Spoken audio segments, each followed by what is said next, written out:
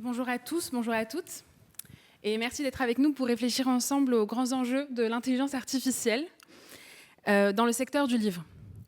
L'IA s'invite déjà dans le quotidien des professionnels de la chaîne du livre, comme nous venons de le voir. De la documentation à l'écriture, en passant par la diffusion, mais aussi la découvrabilité des ressources. Elle ouvre des possibilités inédites pour valoriser les catalogues, accompagner les métiers et peut-être renouveler notre rapport au savoir et à la création. Mais cet élan s'accompagne d'interrogations majeures. Comment ces technologies sont-elles entraînées? Les droits des auteurs et des ayants droit sont-ils protégés et respectés? Quel rôle joue désormais la régulation avec l'entrée en vigueur de l'AI Act?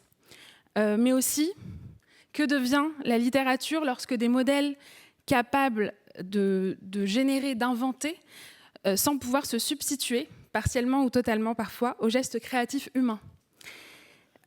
Car l'IA n'a pas seulement la capacité de citer ou de synthétiser, elle a aussi celle d'imaginer ou plutôt d'halluciner. Et elle fabrique des liens qui peuvent parfois, ou même souvent, soit être un jeu d'invention ou bien biaiser l'accès à l'information et à la réalité.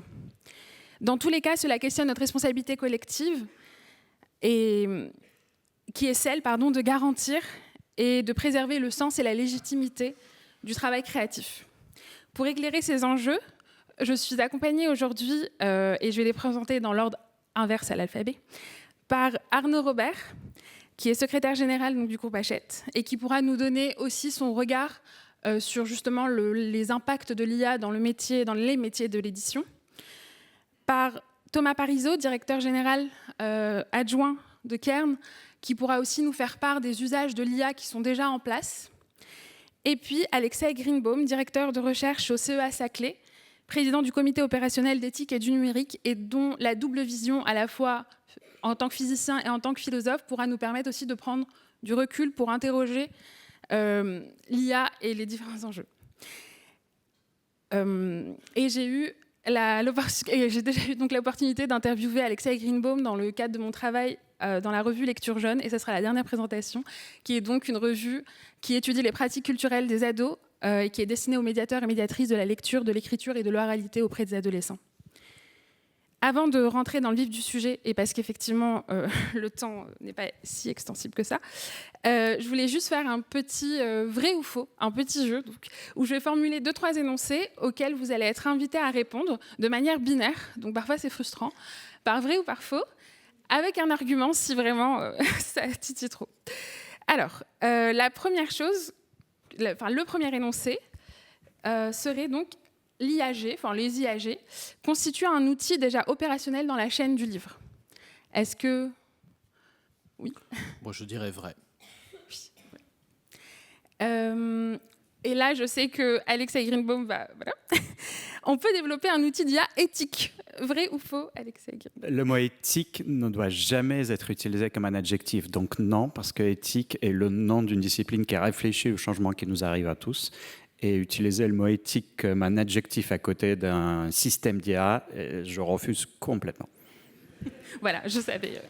J'attendais cette réaction. Oui, parce que comme vous dites souvent, l'IA ne pousse pas sur les arbres, et l'éthique, ne pousse pas sur les arbres. Et l'IA, oui, fait plutôt l'inverse. L'éthique se construit avec notre réflexion, n'est-ce pas? Tout à fait. Autre affirmation, autre énoncé. L'IA peut créer un chef-d'œuvre. Moi, j'irais la réponse du juriste en propriété intellectuelle. Non, puisqu'il faut l'empreinte de la personnalité. Mais elle peut aider. Les lecteurs ne souhaitent pas d'œuvres générées par l'IA. Alors moi, je dirais plutôt faux, mais c'est des choses qui vont continuer à évoluer, donc c'est à regarder de près, d'une certaine façon. Et dernière chose, l'IA va remplacer les auteurs, autrices et les illustrateurs, illustratrices. Remplacer, certainement pas, mais tout le monde va travailler avec, tout le monde travaille déjà avec. Merci beaucoup pour votre participation à ce petit vrai ou faux. Donc maintenant, c'est parti pour le premier mouvement de notre réflexion, où on a décidé de commencer par ce qui se fait déjà, donc l'idée de l'IA comme levier d'innovation. Et là, je me tourne vers Thomas Parisot. Quels sont les outils qui sont déjà déployés au sein de Cairn, et des outils d'IA qui sont déjà déployés au sein de Cairn? Alors peut-être un mot sur Cairn d'abord, qui n'est pas forcément connu dans tous ses détails par toute notre Assemblée, donc qui est une société à mission, qui est un projet mutualiste participé par différentes maisons d'édition, qui sont les pilotes de ce projet, les éditions Gallimard, La Découverte, RS, Albin Michel, et aussi par d'autres représentants de la chaîne du livre, la Bibliothèque nationale de France par exemple, qui nous accueille aujourd'hui. Donc effectivement, c'est un projet qui œuvre à la diffusion des connaissances. Donc on est vraiment plutôt dans le domaine de la connaissance plutôt que de la fiction, avec des œuvres de littérature, et qui travaille avec des universités un peu partout dans le monde, des grandes organisations, plus de 2000 dans 80 pays. C'est important puisque ça veut dire que la population que nous on a en tête quand on développe des services d'IA, c'est la dizaine de millions d'étudiants, de chercheurs, de professionnels dans différentes organisations qui sont en face et qui utilisent Cairn comme un produit d'accès à la connaissance, notamment par le livre, par les revues. J'aurais un discours peut-être un peu indifférencié entre l'article de revue et le chapitre de livre par rapport à ce que nous précisait Étienne Klein ce matin, parce que pour nous, c'est un objet qui participe à la circulation de la connaissance et qui est un peu indifférencié dans ces outils. Donc pour revenir aux outils qu'on mobilise, nous, en termes d'IA, ils sont très tournés aujourd'hui sur la découvrabilité de tout ce corpus d'un peu plus d'1 million d'articles, qui est un corpus pas simple à appréhender pour un étudiant, plus ou moins avancé dans sa réflexion et son cursus, même pour des chercheurs sur des domaines parfois qu'ils connaissent très bien, mais des domaines parfois un peu connexes aux leurs, et dans une démarche perpétuelle de découverte et d'exploration de tout ce corpus, de tout ce qui est publié, avec un rythme de plus en plus rapide d'ailleurs de la production de connaissances dans le monde universitaire. Donc un des outils principaux qu'on évoquera ce matin, il y en a d'autres en termes un peu plus de production, d'optimisation, on va dire de la productivité de Cairn, de mise en page automatique, de chaîne de traitement autour de la traduction, mais c'est plus connu. Peut-être se concentrer sur un outil qu'on lance là maintenant, qui est vraiment un outil important, qui s'appelle Sophia. Alors je précise tout de suite, Arnaud me disait attention à ne pas confondre avec la Sophia, et donc c'est PH, tout simplement la sagesse, donc grec ancien, enfin tout simplement peut-être de façon un peu immodeste, mais qui essaye de participer à l'augmentation de cette sagesse collective et cette intelligence, comme on en a tous envie, et notamment dans cette salle aujourd'hui, par effectivement une approche qui est une approche souveraine, on va le dire, effectivement, qui est d'abord une infrastructure technique, des serveurs, des cartes GPU, vous savez, ces cartes assez chères qui calculent, une approche sobre, on va le voir, il y a une vraie compatibilité, une vraie synergie entre le livre et la sobriété, plutôt que d'être dans une démarche calculatoire de connaissances, de prendre la connaissance là où elle se trouve, notamment éditée dans des livres, des articles, des revues, et qui vise à mettre cette connaissance, produite par des auteurs, en lien avec ce lectorat, par rapport à des questions qu'ils peuvent avoir. Et si on devait décrire ce système très simplement, ce qui est un peu abstrait, là j'en ai conscience, là où on est dans une salle en disant mais de quoi parle-t-il, je pose une question, puisque maintenant la démarche est très conversationnelle. Et c'est ça un peu le but de cette reconnexion avec l'utilisateur, entre l'utilisateur et l'auteur, de pouvoir poser sa question à un instant T de sa réflexion, qu'elle puisse être interprétée, traduite en mathématiques, d'une certaine façon. C'est une première partie un peu IA, même si on sait que cette famille de techniques est assez large. Il faudrait rentrer du détail, ce que je ne vais pas forcément faire ici, on y reviendra peut-être. Mais donc transformer cette question, cette intention en mathématiques pour pouvoir la comparer avec ce corpus de textes, d'articles, de livres, qui lui aussi est segmenté par petits bouts et lui aussi devient des maths, pour qu'un moteur de recherche puisse faire l'association entre les deux et essayer de créer un maximum de contexte. Détecter au mieux cette intention, qui est l'utilisateur, dans quel contexte évolue-t-il, et de le mettre en rapport avec un maximum d'éléments de la connaissance et de créer une forme de dialectique, non pas pour lui donner une réponse, mais pour lui donner un parcours de lecture qui correspond un peu à son questionnement et qui va l'aider peut-être à gagner du temps. On voyait que c'était une des attentes des professionnels du livre, c'est l'attente de beaucoup aujourd'hui d'étudiants, de professionnels un peu partout, et de l'aider à appréhender effectivement ce vaste corpus dans toutes les langues, puisque ces questions peuvent être posées en langue arabe, par exemple, si je suis étudiant au Maroc et que ce n'est pas toujours simple pour moi, je peux lire le français, mais de poser ma question avec l'intention dans la langue que je maîtrise un peu moins, je la lis, mais je préfère poser ma question en langue arabe, et de pouvoir effectivement de plus en plus ne même plus poser de questions, de me dire ce que je lis là à tel endroit m'intéresse, c'est vraiment le cœur de ce que je fais, je laisse cet outil, Sophia, faire le lien avec les autres lectures qui vont me permettre d'aller un petit peu plus loin, et de me confronter à ce texte, à l'auteur, tout en respectant son intégrité. Voilà, peut-être en rapide, je ne veux pas prendre trop de temps déjà à ce stade. Merci beaucoup. Donc ça devient un réel outil d'aide à la recherche et à la valorisation de ce qui est déjà fait. Et aujourd'hui, globalement, dans les pratiques éditoriales, qu'est-ce qui a été rendu possible par l'IA et aussi, à quelles évolutions pouvons-nous nous attendre à court ou moyen terme ? D'abord, il faut quand même on sait tous, ça passe pas simplement quand on est éditeur, mais quand on travaille avec des outils, ne serait-ce que bureautiques, on sait tous qu'on n'a déjà plus le choix en fait, puisque vous savez tous que quand vous êtes sur WhatsApp, quand vous êtes sur Word, quand vous êtes sur Adobe, quand vous êtes sur Excel, il y a des petites icônes IA qui apparaissent et qui vous proposent une aide immédiate et qui vous propose même d'améliorer ce que vous avez fait. Ce sont les termes exacts de ce qui apparaît sur votre écran. Après, dans l'édition comme ailleurs, on a vu avec le sondage que nous a présenté Florent, évidemment que l'IA est entrée dans des pratiques. Les éditeurs sont des entreprises comme les autres. On avait l'année dernière sur cette même scène une présentation de la société Veristage, qui est une société qui propose un produit d'IA adapté à l'édition. Et nous, dans le groupe dans lequel je travaille, chez Hachette, on fait des tests avec Veristage qui nous permet, à partir des livres que créent nos auteurs, Veristage nous permet de construire des argumentaires commerciaux, de faire des messages sur les réseaux sociaux pour améliorer la découvrabilité commerciale du livre, de la même manière que Kern permet de la découvrabilité, une meilleure découvrabilité des contenus de savoir et de connaissances. Donc l'IA, elle est déjà présente. Et puis, elle peut aussi servir, mais on en parlera, je crois, plus longuement avec Alexei, qui a des idées très riches sur la question.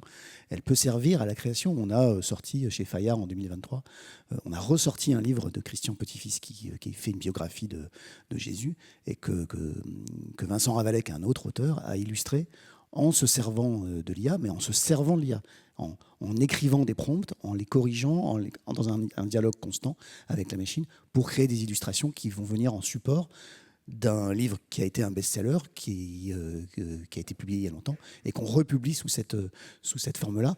Et très clairement, l'IA est à la fois un outil de modernisation d'un texte, à travers les illustrations et aussi un argument marketing. Très clairement, Vincent Ravalec, quand il a parlé de son livre dans les médias, il expliquait comment il avait utilisé l'IA pour produire les illustrations au soutien d'un texte qui avait déjà eu son succès, mais qui semblait intéressant à l'éditeur de remettre sous les yeux des lecteurs à travers ce nouveau médium.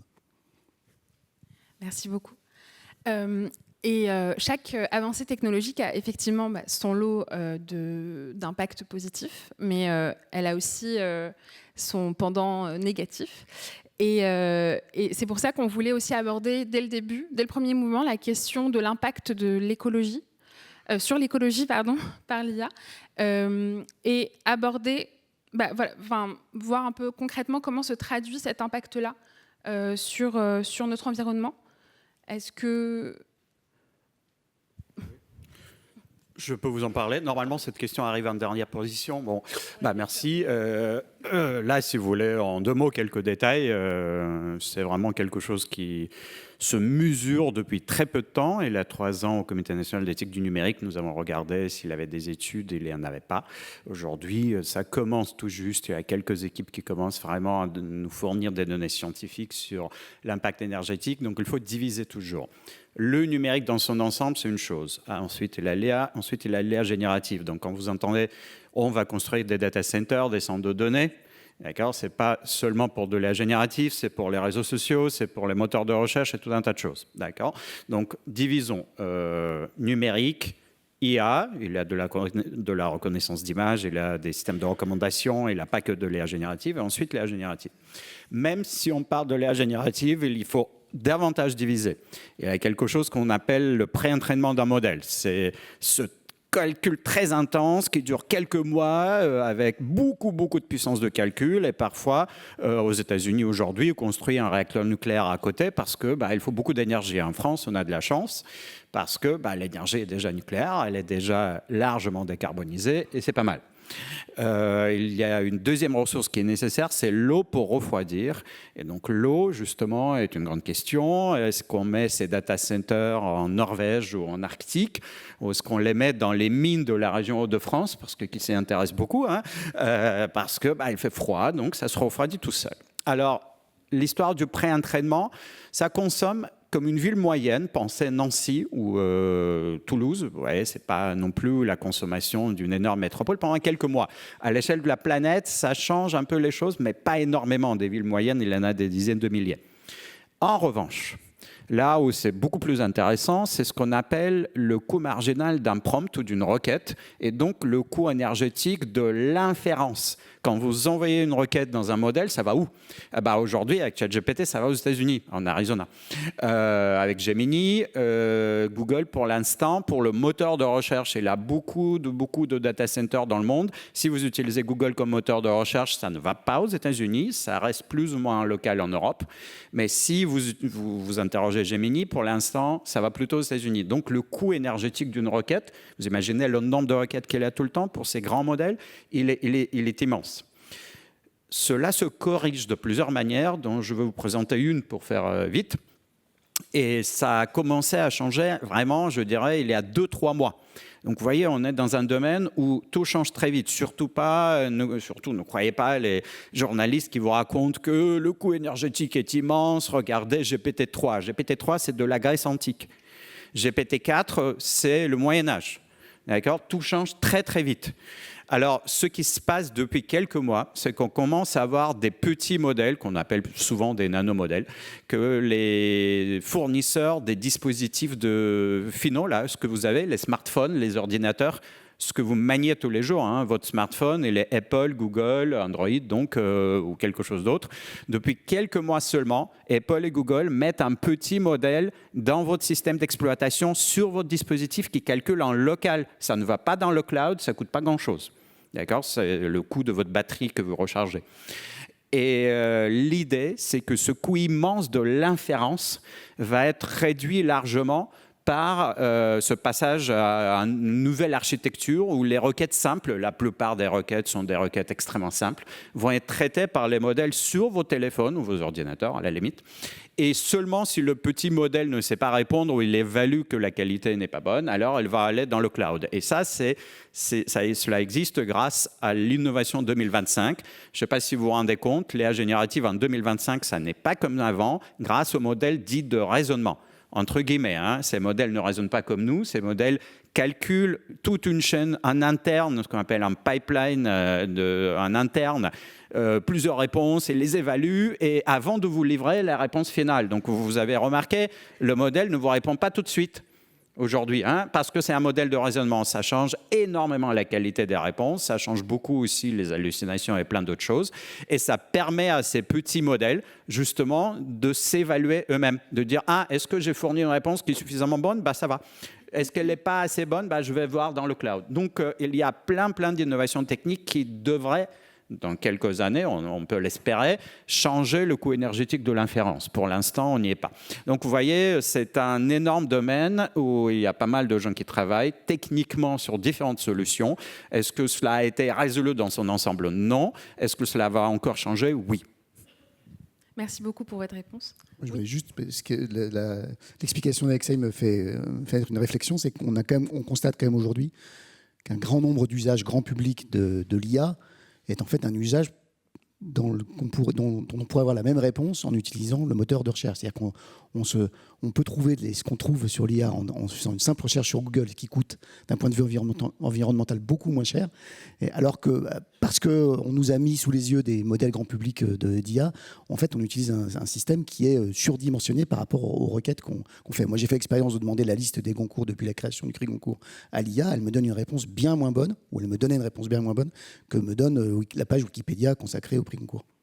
Et peut-être pour rebondir sur le rebond d'Arnaud et à ce niveau-là, c'est-à-dire c'est d'autant plus important, et ce que décrivait Alexei en termes de transformation technologique, que les moteurs de recherche sont en train de laisser la place à ces moteurs de réponse, et ça, ils nous laissent peu le choix, puisque aujourd'hui, ces gatekeepers, par exemple, pour prendre le terme de la loi du droit européen, que sont Google, notamment en France, hein, vous savez, 9/10 des recherches, sont en train de déplacer ces réponses, font beaucoup de tests pour des moteurs qui, bien sûr, quand ils commencent par nous présenter un petit résumé, mais aujourd'hui, ils sont des moteurs qui vont vers ce type de réponse. S'ils n'ont pas la capacité, eux, énergétique de tenir la cadence, si on n'a pas le coût et l'acceptation sociale de ce coût énergétique, hein, parce que quand même, les projections fait c'est un secteur qui devrait doubler en termes de pourcentage par rapport à aujourd'hui. Il fait la taille, le numérique, du transport aérien. Il devrait arriver à 6%, c'est-à-dire 2 fois plus. Donc, ça veut dire qu'il grandit 2 fois plus que le reste des autres secteurs, parce qu'en valeur absolue, c'est bien sûr encore beaucoup plus important.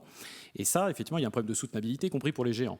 Donc il y a un vrai enjeu du livre, effectivement, dans ce contexte de moteur de recherche de réponses qui, certes, s'optimisent, mais vont devenir plus coûteux en termes énergétiques et économiques, qui concentrent la valeur, à proposer des solutions plus légères et un peu alternatives par rapport à ce qu'il faut bien aujourd'hui appeler une dépendance par rapport à, effectivement, ces grands acteurs, moteurs de recherche y compris. On était dans une passivité là-dessus et il y a un réveil qui est lié à l'IA qui demande une architecture de l'information peut-être plus horizontale pour éviter ces coûts intermédiaires qui peuvent être très importants économiquement et écologiquement. Merci beaucoup pour toutes ces réponses qui viennent nuancer justement la question de l'innovation et des impacts positifs de l'IA.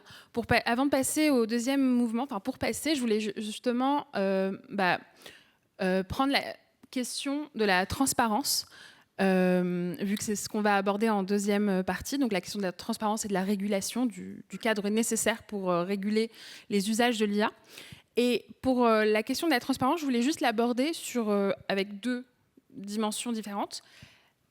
Premièrement, la transparence de ce qu'est l'outil de l'IA, de ce qu'est l'intelligence artificielle, et ensuite la transparence de ses usages, si c'est possible. Donc, pour la question de la transparence, je voulais vous poser une question, Alexei. Donc, vous avez écrit dans Les robots et le mal, donc, qui était déjà publié en 2019, donc c'était avant l'Antiquité grecque. Générative. Voilà.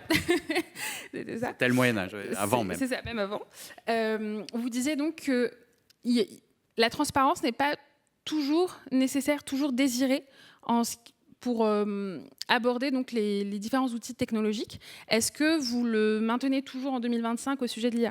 Cela dépend de ce qu'on appelle la transparence. C'est un mot qui n'a pas de définition et cela va toujours rester comme ça. Vous parlez à un juriste, qu'est-ce que la transparence ? Ça n'a écrit nulle part. Cela s'interprète. Dans le monde de l'IA, on entend par transparence souvent l'interprétabilité, l'explicabilité. On a compris, l'utilisateur a compris, rien n'a été caché, ce genre de choses un peu vagues. Et là, vous voyez, hier justement, j'étais dans une autre table ronde sur l'explicabilité de l'IA. Avec l'IA générative, on a une capacité qui n'existait pas avec la reconnaissance d'image. Vous pouvez parler au système, lui demander pourquoi tu me dis ça ? Et il va vous répondre. Et ce qu'il va vous répondre n'est pas toujours complet, véritable et juste. Mais très souvent, cela va vous satisfaire. Cela sera satisfaisant. Écoutez, vous serez content. Il m'a expliqué que si mes données avaient été un peu différentes, j'aurais trouvé ça. Mais du coup, mes données étaient comme ça, et j'ai trouvé ce que j'ai trouvé. Donc, vous voyez, une sorte de heuristique, explication heuristique qui est satisfaisante. Et donc, dans le monde de l'IA en général, et surtout avec ces systèmes extrêmement complexes que sont les modèles d'IA générative, donc avec des centaines de milliards ou des trillions de paramètres, il n'est plus possible de penser la transparence comme il y a 20 ans, c'est-à-dire vous me donnez un listing de tous les paramètres techniques et de tous les calculs faits dans le modèle. Non, là ça va prendre plus de distance qu'entre le Soleil et la Terre pour juste imprimer tout cela. D'accord ? Donc, hors de question de vous imprimer tout cela. Donc, vous voyez, on ne peut pas donner le contenu parce qu'il est trop complexe. Donc, on essaye, et c'est pour ça que j'ai dit la transparence, ça dépend de ce qu'on appelle la transparence. Aujourd'hui, la transparence se déploie selon le mode d'explicabilité où le but, c'est de satisfaire l'utilisateur, mais de lui quand même de ne pas mentir, donc de donner quelques éléments principaux, quelques éléments cruciaux de la prise de décision par la machine. Ça, c'est le premier élément. Et un deuxième élément qui est très en discussion en ce moment à Bruxelles à la Commission européenne. Un de mes postdoctorants dans mon équipe participe justement à un groupe de travail sur la transparence des modèles d'IA générative à Bruxelles. Il y aura un code de conduite dans quelques mois, vous allez voir. Encore un code de conduite sur la transparence. On se régale. Alors, avec ce nouveau code de conduite, ils vont renforcer quelque chose que vous pouvez trouver dans le considérant 133, et on va en parler sans doute, article 50.2 de l'IACT, c'est l'histoire de la distinction de provenance. Et la loi dit, enfin le règlement sur l'intelligence artificielle, ça a été mentionné, dit nouveau principe. Il doit être possible de distinguer la provenance d'un contenu. Est-ce que ça a été généré par un modèle ou fait par un être humain ? Alors comment ? techniquement. Cela fonctionne pour les photos que vous prenez avec vos téléphones, vous savez qu'il y a un certificat dedans. Cela fonctionne en fait pour la reconnaissance des images, des vidéos et de l'audio fabriqués par les modèles. Ça fonctionne plutôt bien, avec des techniques qu'on appelle des filigranes. Il y a d'autres types de techniques comme les certificats. Ça ne fonctionne pas avec le texte. Si vous essayez de mettre un filigrane invisible à l'œil nu dans un texte, donc au niveau des tokens, au niveau de la génération technique d'un modèle, vous pouvez prouver en fait que ce ne sera jamais à 100%. Et il n'y aura pas de garantie à 100% que ce filigrane sera toujours là et ne pourra jamais être effacé. Et donc ça, c'est une grande question de la transparence de ces modèles. À quel point pourra-t-on maintenir ce principe de maintien des distinctions qui est désormais normatif, c'est dans la loi, et pourtant on ne sait pas vraiment faire pour les textes. Donc c'est en cours. Peut-être juste un petit témoignage sur cette question de la transparence, parce qu'on a eu le plaisir de beaucoup interroger nos utilisateurs par rapport à ce qu'on faisait, à notre proposition. C'est l'intérêt de faire des propositions. On rentre dans une praxis et dans un retour un peu situé aussi par rapport à ça. Cette question revient souvent, et pour tout à fait dans le sens d'Alexei, elle n'est pas claire du tout. Souvent, en fait, pour les utilisateurs, leur vision de la transparence, dans notre cas, chercheurs, étudiants, c'est la maîtrise du périmètre de contenu qui va permettre de répondre à la question. Et d'une certaine façon, périmètre non pas in abstracto, les livres, la presse, mais sur un périmètre qui parfois est assez petit, en disant c'est moi-même, et ils ont un certain confort à pouvoir définir eux-mêmes les publications sur lesquelles ils vont entrer en dialogue, en distinguant bien la capacité linguistique du modèle. Il me répond, il parle français, il comprend à peu près ce que je lui dis, du corpus avec qui je suis en dialogue, qui est d'une certaine façon les 15, 20, 30 articles, livres que j'ai mis de côté. Des fois, c'est d'ailleurs un dialogue entre du livre et des documents personnels qui ne sont pas vraiment de la littérature scientifique ou même, et qui vont leur permettre effectivement d'être dans une maîtrise de la compréhension de à qui ils sont en train de parler, avec qui ils sont en train de parler, quel type d'auteur, quel type d'institution, quel type de littérature. Et ça, effectivement, c'est intéressant, on travaille sur ces fonctionnalités-là, c'est-à-dire plutôt que des grandes questions ou des grands périmètres fouillés en permanence, c'est aussi une façon pour l'utilisateur d'avoir une lecture active, transparente, en disant « là, je suis en train de parler avec l'archéologie du savoir de Michel Foucault, j'essaie de comprendre ce livre, et il est protéiforme, et je retrouve des passages, et quand je pose ces questions, et j'en ai pris une dizaine d'autres, je vois avec qui je suis en train de parler. » Et cette conversation est du coup beaucoup plus riche, et elle crée du sens. On reviendra aussi parce que j'ai aussi cette figure de l'auteur qui n'est pas invisibilisée, il n'y a pas cette intermédiation technique, synthétique qui opacifie finalement avec qui je suis en train de parler. Il y a bien des éléments qui viennent d'un auteur, qui viennent d'un contexte que j'arrive à comprendre. Et pour beaucoup d'utilisateurs, c'est souvent ça, quand on creuse un peu, qui représente la transparence du dialogue à travers l'IA et de cet accès à la connaissance que facilite l'IA. Mais encore faut-il savoir quelle connaissance, effectivement. Merci. Alors oui, non, moi j'ai une vision beaucoup plus basique et beaucoup plus grossière de la transparence que mon voisin de droite et mon voisin de gauche peut-être. Et je parle en juriste et en éditeur, c'est que nous, la transparence, avant d'être une mécanique, c'est d'abord un objectif de résultat. C'est qu'on a quand même envie de savoir, quand on est un utilisateur, un lecteur, que ce qu'on est en train de lire a été généré en tout ou partie par l'IA. Ça nous paraît important. On a un sujet énorme sur les livres qui ont été générés entièrement par IA, qui sont en vente sur Amazon et qui polluent totalement la manière dont nos livres à nous, écrits par des humains ou partiellement écrits par des humains, à la limite, sont découvrables sur la plateforme dominante qui est Amazon, entre autres. Donc on a un vrai... On pense que la transparence doit être un objectif. Et puis on a évidemment un souhait de transparence extrêmement fort sur ce qui a été utilisé par les IA pour fonctionner. Et on se refuse un peu à ce qu'on nous oppose un argument technique, peut-être à tort, parce qu'on constate que les acteurs qui sont en face de nous sont des acteurs extrêmement puissants dans la technique et que pour construire leur modèle, pour construire leurs solutions, ils sont extrêmement doués pour appliquer leur science, leur précision, leur talent, voire leur génie à cette obligation de transparence, c'est plus difficile tout à coup. Et donc, le débat sur la difficulté technique de la transparence, on veut bien l'entendre, mais on pense qu'il y a une voie pour que cette transparence soit un résultat, parce que c'est une question pas d'éthique, mais c'est une question juridique, c'est une question de partage de la valeur, et c'est une question aussi de citoyenneté, puisqu'on veut que les gens qui lisent les contenus produits par l'IA générative, qu'ils les utilisent même, sachent ce qu'ils sont en train de faire et d'où vient ce qu'on leur envoie.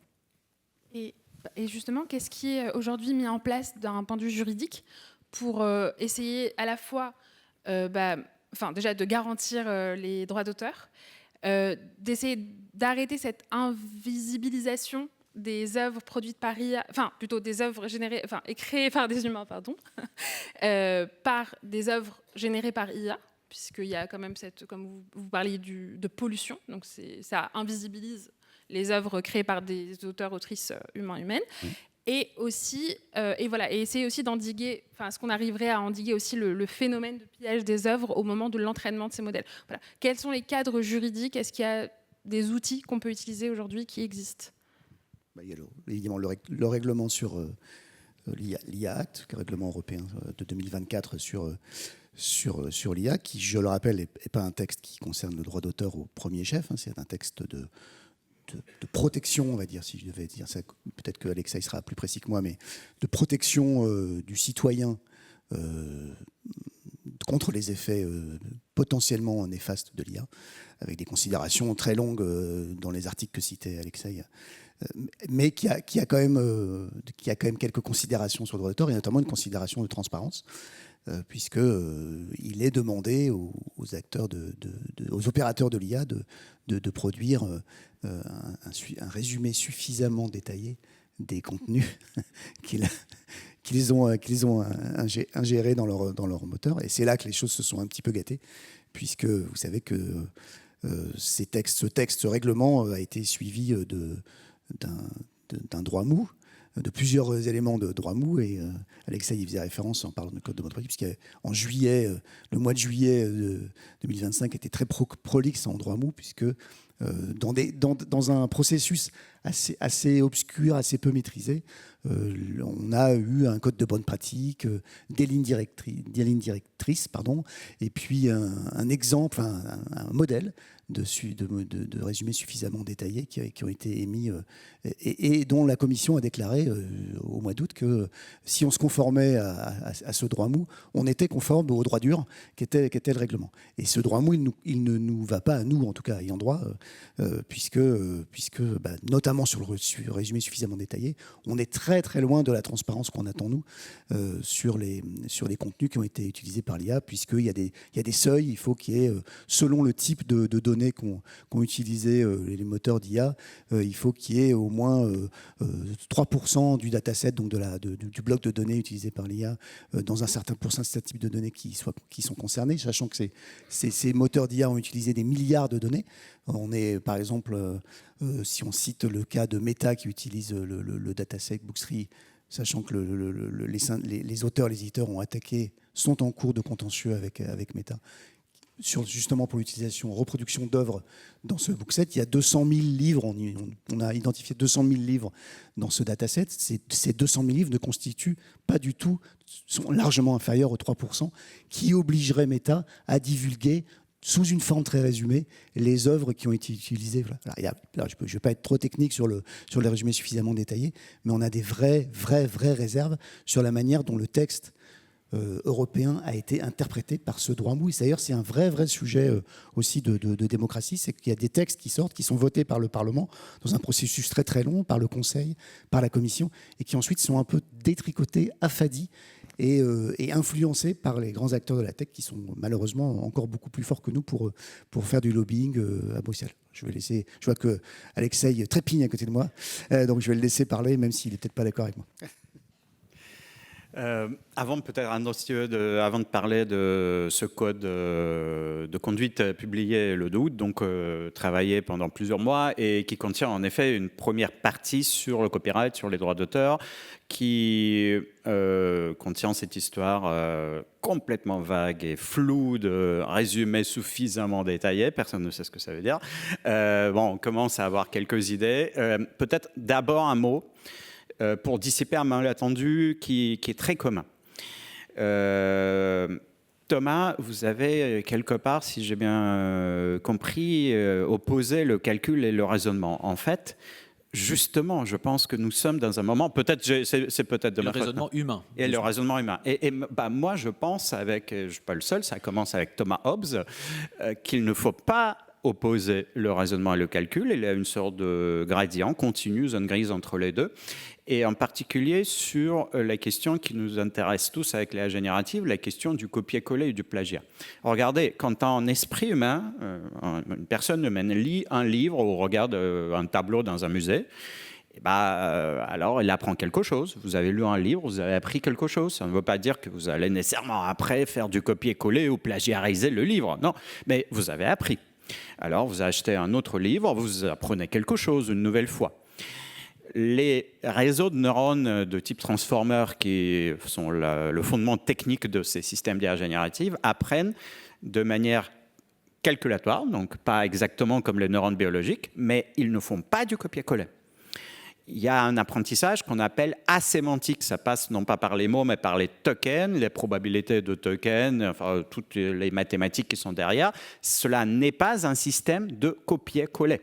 Il n'y a pas de plagiat. Alors, avec un cerveau humain, est-ce que vous pouvez vous souvenir de la page d'un livre que vous avez lu il y a peut-être un mois? Probablement pas. Mais si vous invitez un très bon hypnotiseur, peut-être qu'il va pouvoir extraire une citation directe. C'est la même histoire avec le calcul.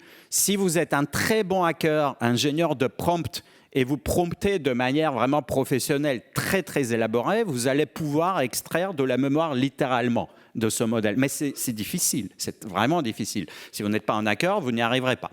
Et donc, moi, je plaide toujours pour qu'il y ait un paiement absolument aux ayants droit. Mais c'est quelque chose qui ressemble beaucoup au prix que vous payez pour un livre quand vous achetez un livre dans une librairie ou au prix d'un billet de musée quand vous allez dans un musée. Donc évidemment, un grand groupe qui publie des dizaines de milliers de livres depuis sa création va multiplier le prix moyen d'un livre par le nombre et va demander un financement de la part des fournisseurs des modèles. Donc oui, les accords à cette échelle-là sont nécessaires. Je pense que c'est un bon modèle où on commence à voir entre Anthropic et quelques groupes d'édition, quelques accords émerger enfin. C'est un bon modèle, mais il n'y a pas derrière de scandale, de plagiat, de copier-coller ou de quoi que ce soit. Donc c'est vraiment, il n'y a pas de scandale. Il faut trouver un modèle économique tout à fait raisonnable.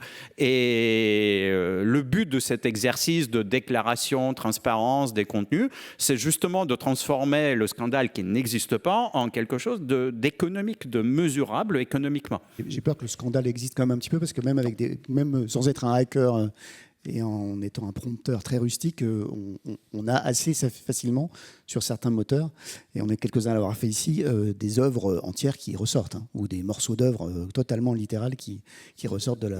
Oui, écoutez, encore une fois, cela dépend il y a des milliers de modèles dans le monde, d'accord? Il y a les modèles frontières des grands fabricants, et puis il y a des petits modèles. Cela dépend du modèle que vous testez, de la facilité de l'attaquer pour ressortir ce qu'on appelle la mémorisation.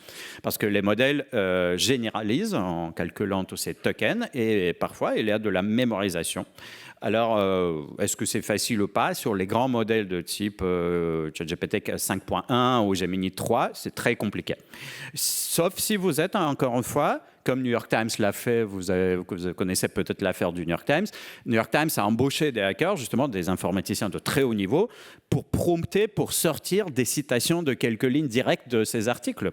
Et c'est possible, mais si vous êtes vraiment un informaticien de génie. Donc la mémorisation, cela existe. Ça ne veut pas dire que le modèle, dans son fonctionnement normal, fait du copier-coller ou du plagiat.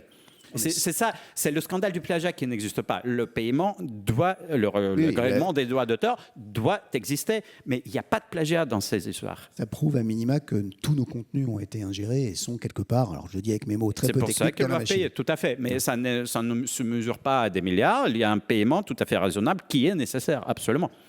Peut-être un point pour rebondir là-dessus, c'est une partie un peu différente du débat, mais précisée, parce que c'est quelque chose qui, je pense, manque un peu à la compréhension collective, et souvent là aussi une mauvaise interprétation, auquel ont participé d'ailleurs un peu la presse, d'une certaine façon. Moi, j'ai entendu plusieurs fois Louis Dreyfus, sans l'embêter, du Monde, dire que c'était pas possible de bloquer les robots, donc il y a la question du droit, mais il y a un problème aujourd'hui peut-être d'effectivité du droit, c'est-à-dire que beaucoup de gens disant, oui, je sais que c'est pas la loi, mais ça se passe quand même, et aujourd'hui, il y a une incapacité à faire appliquer la loi, y compris par l'Europe en tant que telle, si je puis dire. Bien sûr, on connaît la dimension dimension géopolitique de ce dossier.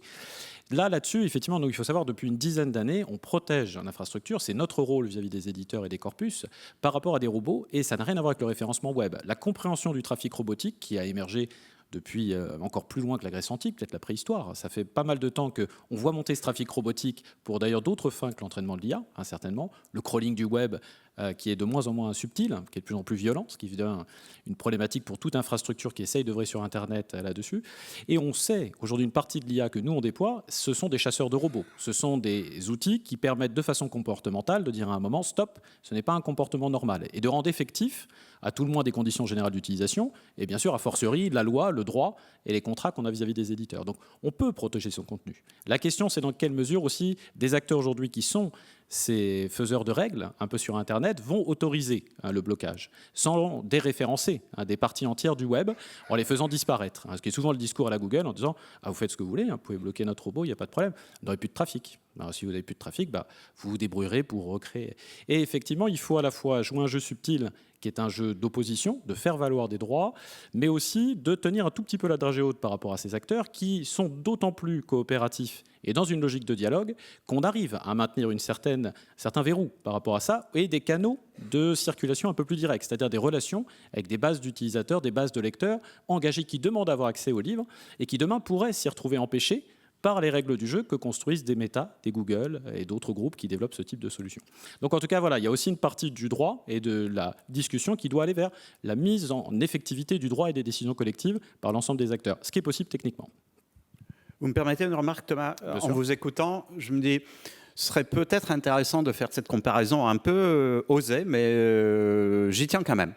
Je pense qu'avec l'IA générative, nous sommes au début d'un moment Gutenberg. Alors, évidemment, quand Gutenberg arrive avec le livre imprimé, pendant plusieurs décennies, il y avait des gens qui préféraient le livre manuscrit, qui disaient non, le livre manuscrit il est beaucoup plus beau, il est beaucoup plus authentique. C'est ça le livre, votre livre imprimé, ça n'est même pas un livre. Bon, ça a duré un siècle, 2 siècles, et puis ça a pas mal changé, parce que les lecteurs ont changé. Et là aussi, nous sommes au début de cette histoire où la cognition humaine va elle-même changer. 2 générations, 3 générations plus loin, on travaillera différemment parce que nos cerveaux vont agir différemment. L'accès à l'information entre le livre manuscrit et le livre imprimé n'est absolument pas le même. Physiologiquement, c'est le même cerveau, mais il ne travaille pas de la même manière. Et donc, ce qui est important pour nous, c'est de gérer cette transition, de ne pas aller trop vite, mais non pas non plus bloquer et essayer de rester avec le livre manuscrit. Et dans ce sens-là, si vous avez, tout à l'heure, il y avait une question sur le moyen terme ou le long terme, vraiment, ayez cette vision, je dirais, en tête. Oui, on est en train de vivre un changement absolument majeur du rapport au mot écrit, comme c'était l'écriture puis l'impression. Mais ce changement n'arrivera pas en 2 ans ou 3 ans. On a encore beaucoup de lecteurs qui vivent à l'ancienne, et c'est très bien, mais ça commence à changer avec les jeunes, et puis ça changera d'ici 20 ans ou 40 ans, ça changera dramatiquement. Après, peut-être, oui. Et dans le même esprit, mais il y a un très bon livre aux éditions de la Découverte, donc sur Mathieu Cortil, qui effectivement compare à peu près, ça vaut ce que ça vaut, mais pour aller dans ce sens-là aussi, le stade où on est au stade du miroir, c'est-à-dire la fascination et la jouissance qu'a un enfant en se voyant dans le miroir et en voyant cette altérité, c'est lui, c'est pas lui. On a ce même moment, ce qui monte un peu le côté, c'est 6 mois, 2 ans, le stade du miroir. Donc on voit à peu près peut-être le moment dans lequel on est avec l'IA, tout à fait. Les évolutions des usages vont être massifs, c'est bien clair. Simplement, il ne faut pas donner une idée du progrès qui soit le monopole de quelques acteurs. Parce qu'on est bien d'accord sur l'anthropologie que ça génère. Il ne faut pas non plus rentrer dans un rapport de force qui est effectivement ces monopoles qui se renforcent à l'occasion de cette transition, de constituer et de maintenir ces voies alternatives sur lesquelles le livre, non seulement il a intérêt à le faire, mais il est attendu. À toutes nos études avec les lecteurs, c'est de se dire aujourd'hui, on est dans un problème presque de santé publique. Il va falloir que le livre joue son rôle dans la santé publique informationnelle de demain. Et pour ça, il faut qu'il survive à ce passage. Et il faut que l'écosystème du livre, dans la temporalité de transformation des usages, de la lecture, certes, bien sûr, s'adapte, innove, mais protège aussi un territoire par rapport à des acteurs qui ont une gourmandise, qui n'est pas une gourmandise saine et qui est celle du progrès et du sens de l'histoire, qui est une gourmandise du monopole et d'un procès techniciste, voire un peu mystico-technique. Donc effectivement, il y a plusieurs choses qui se mélangent là-dessus, et l'effectivité du droit et des règles du jeu et la mise en œuvre, en premier lieu par l'État français, effectivement, et l'État européen, effectivement, est un point très important pour qu'on ait ce débat dans le temps et qu'on puisse se poser collectivement la question des bons usages, ce qu'on veut valoriser et ceux qui nous intéressent moins. Merci beaucoup. On va passer au troisième mouvement et donc je vais rebondir notamment sur ce qui vient d'être dit, le fait qu'on est en train de vivre une transition. Déjà en 2011, François Bon, dans son essai qui s'intitulait « Après le livre », disait « Nous sommes déjà après le livre. Le numérique a fait que la rupture qui a eu lieu, la fracture, se plaçait à l'endroit du livre en tant qu'objet. » Et dans ce dernier mouvement, on va s'interroger sur la fracture d'aujourd'hui, la fracture opérée par l'IA. Est-ce qu'elle se situe au niveau du statut de l'auteur, au niveau de la question même de la création ? Et donc, ma première question, et je vais me tourner notamment vers vous, Alexei, c'est la question du pouvoir des livres, justement. Est-ce qu'il réside dans le fait qu'ils soient écrits et pensés par des humains pour des humains ? Le pouvoir des livres réside dans le fait que le mot écrit est l'élément même du tissu du temps. Le temps de l'histoire humaine est fait de cela. Ce mot, autrefois, a été posé sur un rouleau, dans un codex un peu plus loin. Un livre imprimé, relié, il peut aujourd'hui être tapé sur un clavier, il peut être numérique, mais le temps de notre histoire est fait de ces mots écrits. Et finalement, le support change, mais tant que nous sommes encore Homo sapiens, Homini sapiens, les êtres humains, notre histoire sera tissée de mots écrits. Ça, j'en suis convaincu. Alors, ce qui est important quand vous écrivez un mot, évidemment, il ne va pas nécessairement aller dans l'histoire ou rester dans l'histoire. Qu'est-ce qui est important ? Il y a deux critères. Vous savez, vous les êtes tous de la poésie, évidemment, dans cette salle. Il y a deux grands critères. La beauté, mais aussi la vérité. Si vous êtes historien, vous faites un livre d'histoire absolument fausse, imaginaire, il ne va pas rester. Donc, ces deux critères, je l'appelle dans Parole de machine, dans mon dernier livre, je les appelle les H-qualités. Ces critères nous distinguent. Ils restent du ressort humain, en quelque sorte. La machine qui simule un énoncé qui est vrai, la simulation n'est pas nécessairement vraie. L'imitation de quelque chose qui est beau, l'imitation, elle n'est pas nécessairement élégante. Et donc, la machine, elle simule, mais le jugement du beau et du vrai reste avec l'être humain parce qu'il est posé dans notre histoire et dans l'espace que nous habitons. C'est nous qui, subjectivement, qui allons juger de ce qui restera dans notre mémoire et ce qui fera ce tissu de notre histoire. Dans ce sens-là, je ne suis pas très inquiet. Oui, l'histoire, elle va continuer. Elle va continuer sans doute un peu différemment. Elle va toujours mettre en valeur le vrai et le beau. Et je pense que l'éducation de nos cerveaux, l'entraînement des réseaux de neurones biologiques dans nos têtes, dans quelques décennies, se focalisera davantage sur ces deux grandes qualités, sur le beau et le vrai. Le jugement du beau et le jugement du vrai restera humain, tandis que l'histoire de fournir une information, faire quelque chose dans la moyenne statistique, sera largement déléguée aux machines. Peut-être, moi, dans cette idée, et puis un peu sur la question des œuvres synthétiques, qui est une question brûlante d'actualité, y compris sur un point de vue juridique, puisqu'il y a aussi une mission à ce niveau-là. Mais moi, je trouve qu'une façon intéressante de poser le problème, c'est quel genre d'environnement on veut, puisque c'est ça qu'on va encourager par rapport à ces réflexions et à la place qu'on donne au synthétique et aux places qu'on souhaite préserver pour l'humain. D'une certaine façon, moi, ça m'inscrit beaucoup dans je sais pas, l'écologie de l'attention telle que développe Ipsiton ou des acteurs qui se disent, tiens, aujourd'hui, on est dans un problème informationnel, déjà, avant même l'éruption des paroles synthétiques, qui ont une capacité à noyer et à prendre le dessus sur l'humain par la quantité, qui est incroyable. Il faut se reposer la question un peu de l'environnement qu'on veut, collectivement, par rapport à ça, y compris au-delà de nos tendances naturelles et du glissement, qui va avoir lieu d'une façon ou d'une autre, vers ce confort psychique qu'évoquait Étienne Klein ce matin, qui est qu'on me répond et ça me suffit, c'est une réponse courte, elle n'est pas très compliquée, en plus c'est bien, il n'y a pas différents points de vue, c'est plus simple à résumer, puis on me demande d'agir, donc comme ça, hop, ça me permet d'agir directement. Et que ça, effectivement, il va falloir quand même construire cette écologie de l'attention selon des critères qui, oui, valorisent l'humain. Je pense qu'il faut un certain volontarisme. Un peu comme aujourd'hui un Deezer qui se dit, dans la plateforme musicale que je développe, effectivement, je ne mettrai pas de contenu synthétique dans mes listes de lecture, parce que nous, on souhaite encourager l'économie artistique. Bon, il y a différentes postures qu'on peut voir derrière ça, mais qui est de se dire, si on ne fait rien, en tout cas, oui, on va être des plateformes qui, à 90%, vont être des plateformes synthétiques. Des plateformes demain de livres synthétiques qui, à 90%, sont le résultat d'un calcul qui peut s'apparenter à cette forme de pensée, mais effectivement est moins intéressant que cette relation et cette incarnation qui est celle des auteurs. Malgré tout, moi, j'adhère quand même en partie à cette idée qu'on cherche, en tant que lecteur humain, malgré tout, il y a d'autres types de lectures robotiques qui vont apparaître, et c'est très bien, mais on cherche la connexion à une pensée et à un auteur.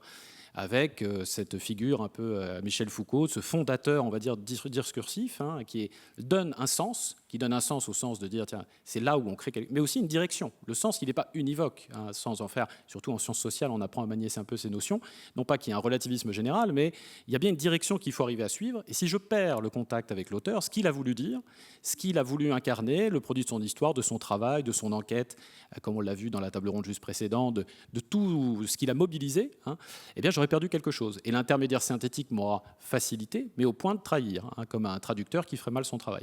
Donc oui, effectivement, dans l'économie et l'écologie qu'on veut construire demain, il va falloir valoriser la production humaine et il va falloir se donner des armes, non pas simplement par le droit et la défense, mais bien sûr par la séduction, la relation à construire avec les lecteurs qui embarqueront de l'IA, mais au profit de ce contact et de cette connexion avec l'auteur.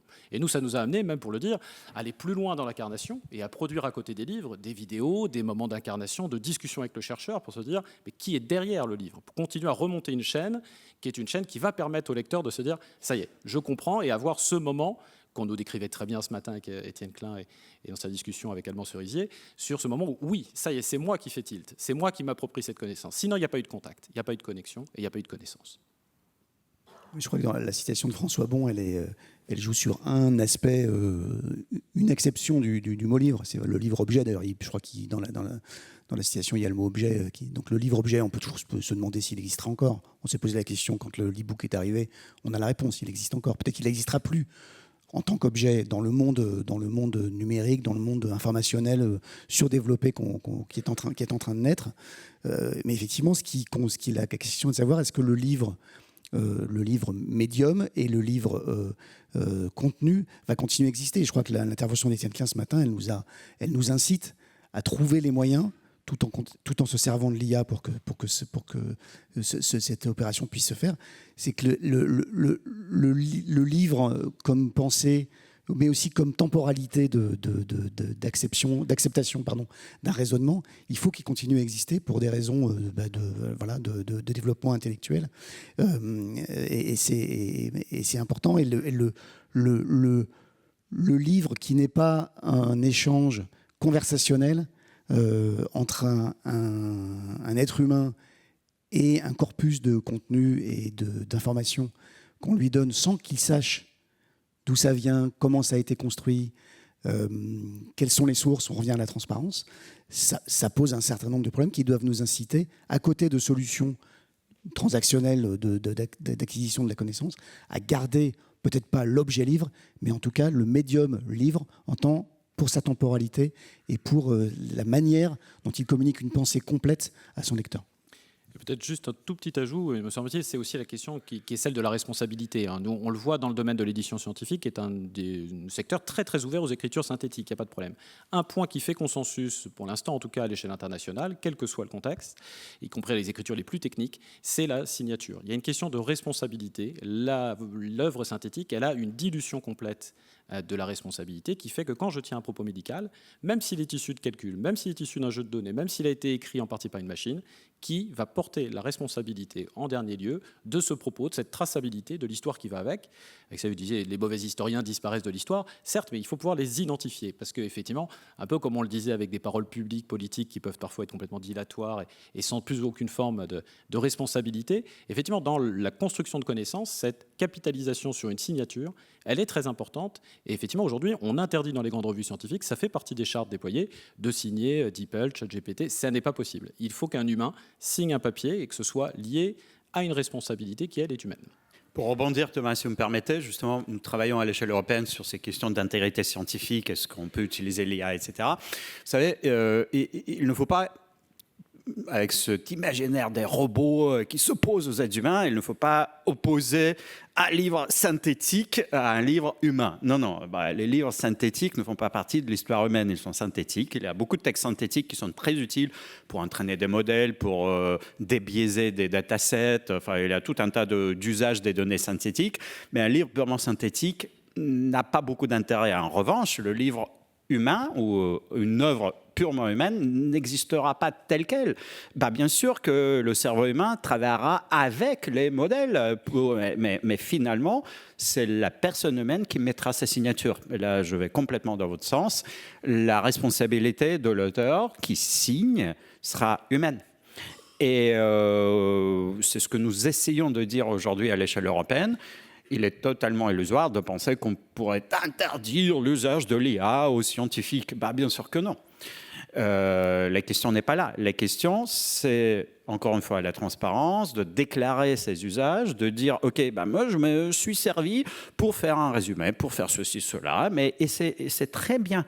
Ce que nous voyons aujourd'hui, c'est que l'auteur lui-même ne réside pas seulement à l'intérieur d'un crâne physiologique, mais l'auteur, c'est un système d'un cerveau qui se sert bien sûr des moteurs de recherche, des modèles d'IA génératifs, de tout un tas de choses électroniques externes, pour écrire son œuvre qu'il croit véritable, belle, etc. Et puis pour mettre sa signature. Mais sans tomber dans une vision idéaliste, romantique de l'auteur, enfin de la posture de l'auteur, de l'écrivain, est-ce que c'est ce qu'on attend est-ce que c'est ce qu'on attend d'un auteur ou d'une autrice lorsqu'on lit leur œuvre? Est-ce que c'est d'avoir une sorte de somme de prompts bien menés? Est-ce que c'est ça? Est-ce que ça suffit pour faire œuvre et pour faire auteur? On verra ce qui nous attend, mais la saveur en tout cas d'un titre, les quelques, me semble-t-il, succès, en tout cas nous on a essayé d'observer un peu, qui viennent de processus un peu hybrides entre humain et machine, sont plutôt le fruit effectivement d'une appropriation par l'auteur qui est là comme dans un duo. J'avais en tête un peu l'Uchronie de Raphaël Dohan, où je sais pas, c'est composé effectivement sur si Rome n'avait pas chuté, effectivement, où l'invention de la machine à vapeur par Rome, ça n'arrivera pas, on n'a pas de faits, il n'y aura pas d'éléments. L'IA, elle m'aide à penser, la découverte des Amériques par les sénateurs romains, les choses. Ça plaît ou ça ne plaît pas, mais en tout cas, c'est parce que c'est le fruit d'un cerveau humain qui, bien sûr, s'est servi de la machine pour hybrider des sénateurs romains avec des personnages historiques. C'est intéressant, comme des gens qui feraient des suggestions à un auteur. Il n'est pas sans influence, l'auteur, bien sûr, évidemment. Mais c'est des choses qui sont stimulantes. Il y a des écritures plus techniques, effectivement, dans le sens d'Alexei, qui fait que c'est pas raisonnable. Aujourd'hui, Springer Nature communiquait sur un manuel de comptabilité qui met plus que 3 mois à être mis à jour, alors qu'il mettait plus de 2 ans auparavant. Et pourquoi s'en priver? Il n'y a pas de raison de s'en priver. Il y a des auteurs qui sont là, qui vérifient la véracité de ces processus comptables, mais toutes les opérations apparemment assez complexes, parce que 2 ans c'est un peu long, de mise à jour de ce manuel de comptabilité, elles sont facilitées. Pas de raison de ne pas accepter la facilité quand elle n'est pas au détriment de la création de sens et de l'appropriation par l'auteur, effectivement. De la même façon qu'un photographe ne crée pas la lumière ou qu'un architecte ne pose pas les briques. Effectivement, il n'y a pas de caricature là-dessus. Cette vision effectivement, qui parfois est opposée en disant il y a le progrès et il y a la résistance, c'est l'hybride qui va être la dimension intéressante et qui est cette complexité qu'on doit assumer, de savoir jusqu'où aller, quand est-ce qu'il y a des formes de compromission par rapport au projet éditorial qui vont pouvoir intervenir et qui demanderaient à limiter un peu la machine, le rôle de la machine. Et là, vous posiez la question, de savoir est-ce qu'un lecteur a envie de lire un livre généré par prompt? La réponse elle est chez le lecteur. Il faut juste qu'au moment où il reçoit le contenu, il sache en face de quoi il est. Mais après, tous les goûts sont dans la nature. Il y a juste un mot, dans cette notion d'auteur, une composante essentielle, même très importante en tout cas, c'est la notion d'originalité, c'est la composante d'originalité. Un auteur, c'est celui qui écrit un contenu original, fabrique un contenu original. Et vous savez, je vous invite à regarder l'histoire de cette notion d'originalité depuis 2000 ans. C'est très intéressant aujourd'hui, on apprécie l'originalité. Et si c'est pas original, c'est du plagiat, c'est pas une œuvre. Mais il y a 2000 ans, la seconde sophistique, au IIe siècle, fait exactement l'inverse. L'originalité n'est pas appréciée, elle est plutôt pas du tout souhaitable. Et ensuite, au fur et à mesure que les siècles passent, il y a eu des hauts et des bas. Parfois, on apprécie. Il y a des auteurs qui la mettent en valeur. Il y a des auteurs qui, au contraire, disent surtout pas, il faut répéter les anciens. Regardez cette histoire d'originalité. Et vous savez, quand on l'étudie, on se dit, bah tiens, on est, nous, au XXIe siècle, mais peut-être que ça changera encore un peu. Sachant que c'est quand même l'intérêt, y compris des acteurs technologiques, de favoriser cette originalité. Quand même, l'humain a une capacité à faire un écart à la moyenne que la machine a du mal à faire. Justement, c'est un peu l'inverse de ce que fait. Comme vous disiez, l'ère générative nous permet parfois d'inventer des choses auxquelles on n'avait même pas pensé. Merci beaucoup pour vos réflexions. On va être obligé de conclure. Donc, je voulais juste terminer par une seule phrase, que le pouvoir des livres réside dans ce qui conserve nos histoires et garantit la continuité de nos mémoires, de notre mémoire. Il préserve en fait notre pouvoir à nous de nous raconter en tant qu'espèce fabulatrice. Et peut-être juste avant de la déléguer à une machine pseudo-neutre, il faut réfléchir au fait que derrière cette machine, il y a peut-être la volonté d'autres qui pourrait s'imposer. Voilà. Merci. Merci beaucoup.